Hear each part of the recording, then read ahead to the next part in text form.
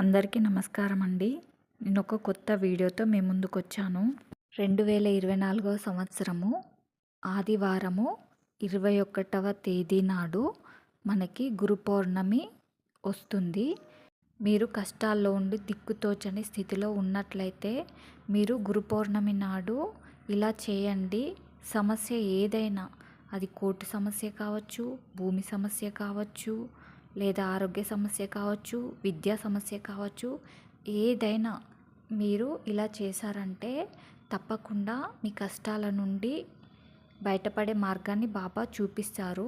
మీరు పూర్వజన్మలో చేసిన చెడు కర్మలు కానీ, లేదా ఈ జన్మలో తెలిసి తెలియక చేసిన చెడు కర్మలు కానీ అవి దునిలో ఆహుతైపోతాయి అన్నమాట.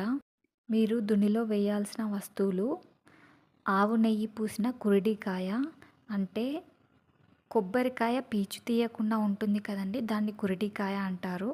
దానికి ఆవు నెయ్యి పైన పూసి తీసుకువెళ్ళాలి. రెండవది ఏంటిదంటే సాంబ్రాణి. మూడవ వస్తువు ఆవు పిడకలండి. నాలుగవది సమిదలు. ఐదవది నవధాన్యాలు.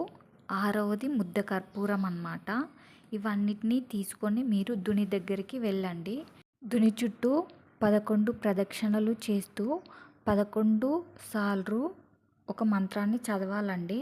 ఆ మంత్రం ఏంటంటే ఓం అకర్మణేక కర్మ సుకర్మనే నమః అనే మంత్రాన్ని 11 సార్లు చదివేసి మీరు తీసుకెళ్ళిన వస్తువులు అనేవి దునికి సమర్పించాలండి.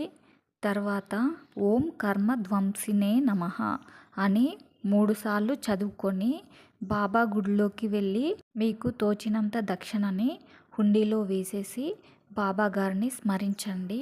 మీ కష్టాలన్నీ బాబానే చూసుకుంటాడు. ఏదైనా నమ్మకంగా చేయండి. Good luck. Thank you for watching.